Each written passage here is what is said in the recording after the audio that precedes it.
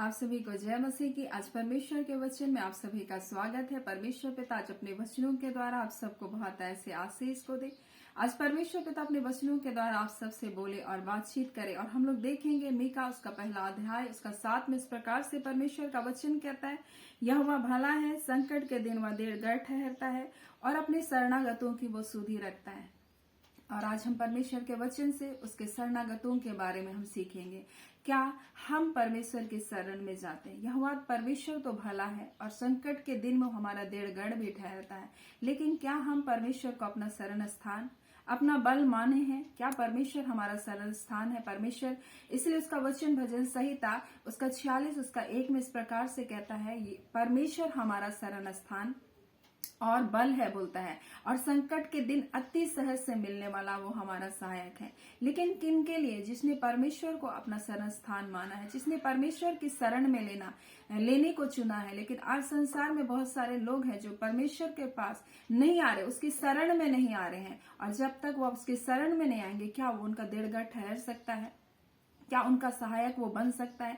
आज हमें परमेश्वर के शरण में जाने की आवश्यकता है। इसलिए हम लोग अगर नहूम को पहला अध्याय को हम लोग अगर उसको 5 से हम लोग पढ़ेंगे तो लिखा है, उसके स्पर्श से पहाड़ कांप उठती है और पहाड़ियां गल जाती है। उसके प्रताप से पृथ्वी वरन संसार और अपने सब रहने वाले समेत थरथरा उठता है। उसका क्रोध का सामना कौन कर सकता है? जब वह क्रोध भड़काता है तब कौन ठहर सकता है? उसकी जलजलाहट आग के समान भड़क जाती है और चट्टाने उसकी शक्ति से फट करके गिर जाती है बोल के। और ये तो आने वाले संकट, आने वाले समय के बारे में परमेश्वर का वचन कहता है। और हम लोग अगर व्यवस्था विवरण में उसका 4 उसका 30 में हम लोग पढ़ेंगे तो इस प्रकार से लिखा है कि अंत के दिनों में जब तुम संकट में पड़ो और जब ये विपत्तियां तुम पर आ पड़े, तब तुम अपने परमेश्वर यहोवा की ओर फिरो और उसकी मानो। लेकिन यहाँ परमेश्वर का वचन हमें बता रहा है, क्या हम आज परमेश्वर की शरण में आए हैं? क्या हम अपना परमेश्वर का अपना शरण स्थान अपना बल करके उसको ग्रहण किए हैं? क्या हम परमेश्वर के समीप अपने जीवन को क्या किए हैं?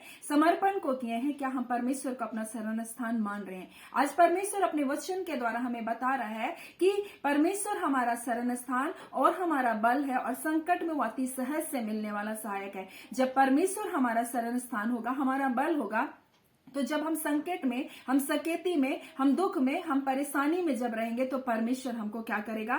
बचाएगा। और यही वचन हम लोग यशायाह उसका 25 उसका 4 में अगर हम लोग देखेंगे तो इस प्रकार से लिखा है, क्योंकि तू संकट में दिनों के लिए गढ़ और भयानक लोगों का झोंका जो दीवार की बौछार के समान होता है, तब तू दरिद्र के लिए उसकी शरण और तपन में छाया का स्थान हुआ है। जैसे निर्जल देश में बादल की छाया से तपन ठंडी होती है, वैसे ही तू परदेशियों का कोलाहल और क्रूर लोगों का जय जयकार क्या करता है? बंद करता है। और क्रूर लोग, दुष्ट लोग क्या करते हैं? दीन और दरिद्र लोगों को क्या करते हैं? गिराने की कोशिश करते हैं, उनको नाश करने की कोशिश करते हैं, उनके विरोध में बुरी युक्तियों को बांधते हैं। और दुष्ट तो ऐसे ही कार्य को करता है जब वो परमेश्वर के लोगों के विरुद्ध में एक संकट के समय बोलता है, एक बौछार के समय बोलता है, भयानक लोगों का झोंका बोलता है, दीवार पर बौछार के समान जब होता है, ऐसा जब समय आता है जब वो झोंके के समान दुष्ट लोग, परमेश्वर के लोग, उनके बच्चों के ऊपर आते हैं, तब परमेश्वर का वचन कहता है संकट में वो दिनों के लिए गढ़ है बोलता है। वो उनको गढ़ है, उनको वो क्या करता है? अपने गढ़ में छुपा करके रखता है, अपने शरण स्थान में उसको क्या कर लेता है? बचा लेता है। और यही तो हम लोग मीका उसका 1:7 में देखते हैं, यहोवा भला है और संकट के दिन वह उसका देड़गढ़ ठहरता है और अपने शरणागतों की वो क्या करता है? सुधि रखता है। तो परमेश्वर का वचन आज हमें ये बताना चाह रहा है कि जब दुख और तकलीफ और पीड़ाएं जब हो रही है, ये संकट जब आ रहा है, क्या हम परमेश्वर को अपना शरण स्थान माने हैं? क्या हम अपना जीवन परमेश्वर के हाथों में सौंप दिए हैं?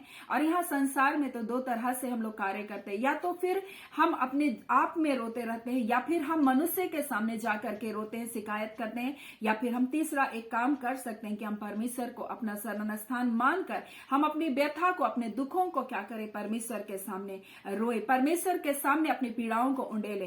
क्योंकि वो परमेश्वर को जब हम अपना शरण स्थान मानते हैं, जब अपना देड़गढ़ मानते हैं, तो परमेश्वर क्या करता है? हमारी सुधि रखता है और हमको दुष्टों के हाथों से, दुष्टों की बुरी युक्तियों से हमको क्या कर लेता है? बचा लेता है। हम लोग एक वचन को हम लोग देखेंगे पहला पहला सामुएल, अगर हम लोग उसका 28 में हम लोग देखेंगे तो यहाँ पर सामुएल भी बहुत संकट में पड़ता है। पहला सामुएल उसका 28 उसका 15 में लिखा है, सामुएल ने साउल से कहा, तूने मुझे ऊपर क्यों बुलाकर क्यों सताया? साउल ने कहा, मैं बड़े संकट में हूं, बोलता है, क्योंकि पलिश्ती मेरे साथ लड़ रहे हैं और परमेश्वर ने मुझको छोड़ दिया।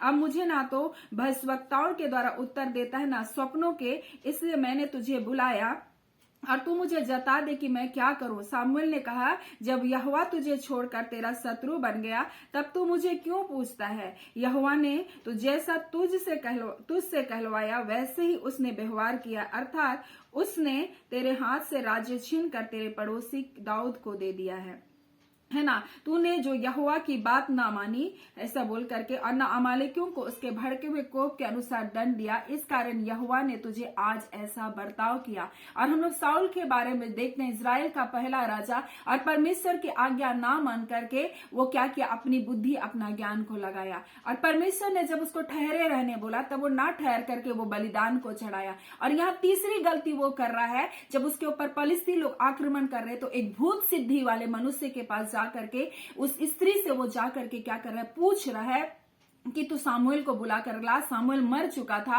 और उसकी आत्मा को उसने बुलाया और पूछ रहा है, बोला तू मेरी सहायता कर, बोल के बोला। सामुएल ने साउल से कहा, तूने मुझे ऊपर क्यों बुलाया, क्यों सता रहा है?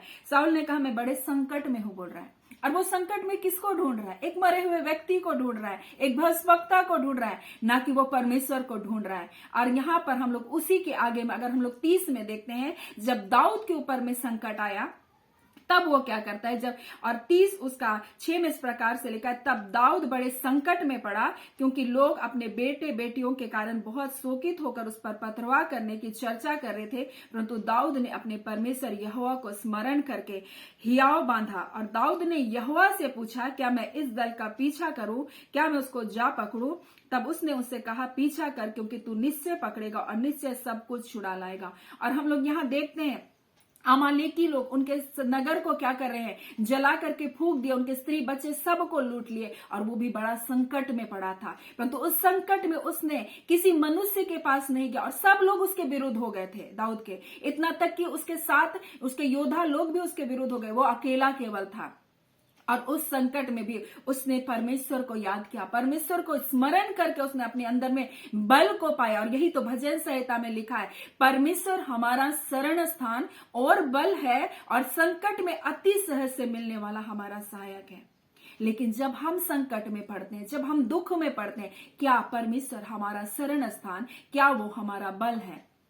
ये बात परमेश्वर आज आपसे पूछता है कि जब हम संकट में पड़ रहे हैं, हम दुखों में, वो तो हमको छुड़ाने के लिए तैयार है, लेकिन क्या हम उसकी शरण में हैं?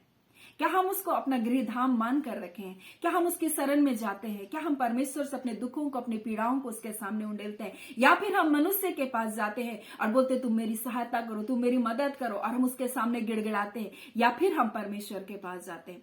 और यहाँ पर साउल तो वही कर रहा था। वो सामुएल को जो मर गया था, उसको भूत सिद्धि करने वाले के द्वारा उसको आत्मा को ऊपर बुलाया और बोल रहा है मैं बहुत दुख और पीड़ाओं में।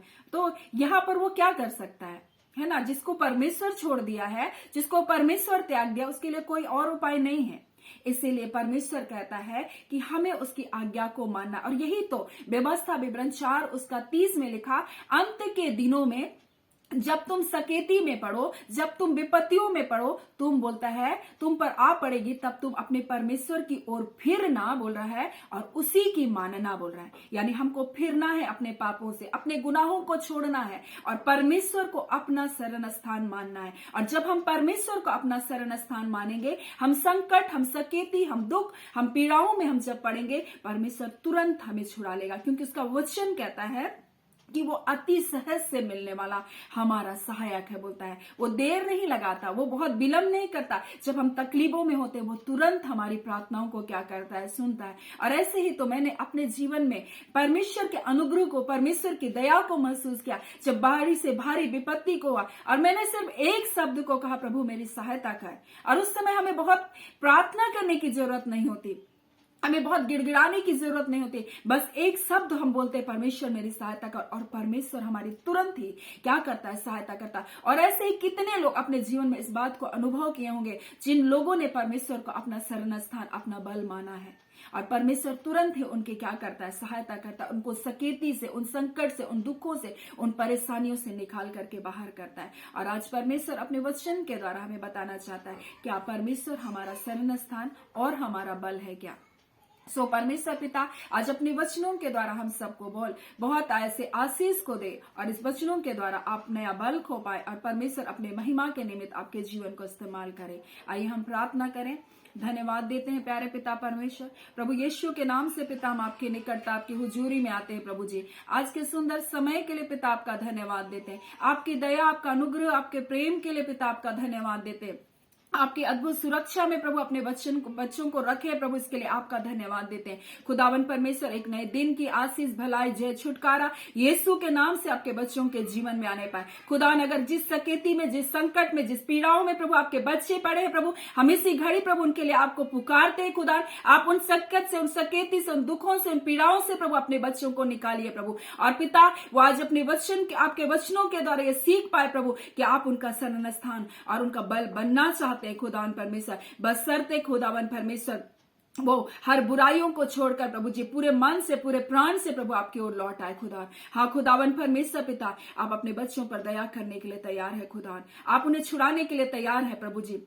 हाँ पिता, हम इन बातों के लिए आपका धन्यवाद करते हैं खुदावन। जितने रोग में, बीमारी में है परमेश्वर, नाना प्रकार के परेशानियों में, संकट में, कोर्ट केस में प्रभु जी, हाँ पिता परमेश्वर प्रभु जी, हाँ पिता परमेश्वर कई प्रकार के झूठे केस है प्रभु जी, आप इन संकटों से उन्हें निकाल बाहर कीजिए, और शत्रु की सारी बुरी युक्तियों को उनके जीवन से विफल कर दीजिए खुदावन। जो बीमारों में प्रभु ने छू करके आप चंगा कीजिए, उठा लीजिए परमेश्वर बीमारियों के बिछोने से उन्हें पिता। खुदावन परमेश्वर पिता, जितने निराश है, हताश है प्रभु जी, दुखी है प्रभु, आज उन्हें एक नया बल को दीजिए, अद्भुत शांति को दीजिए खुदावन परमेश्वर। खुदावन वो शांति जो समझ से परे है प्रभु जी, इनके मन, इनके हृदय की रक्षा करने पाए पिता। धन्यवाद देते पिता, आपने हर एक के जीवन में अपनी भलाइयों को पिता दिया प्रभु, आपका धन्यवाद पिता। प्रार्थना हम यीशु के नाम से मांग लेते हैं, आमीन। परमेश्वर पिता सबको बहुत ऐसे आशीष को दे, आमीन।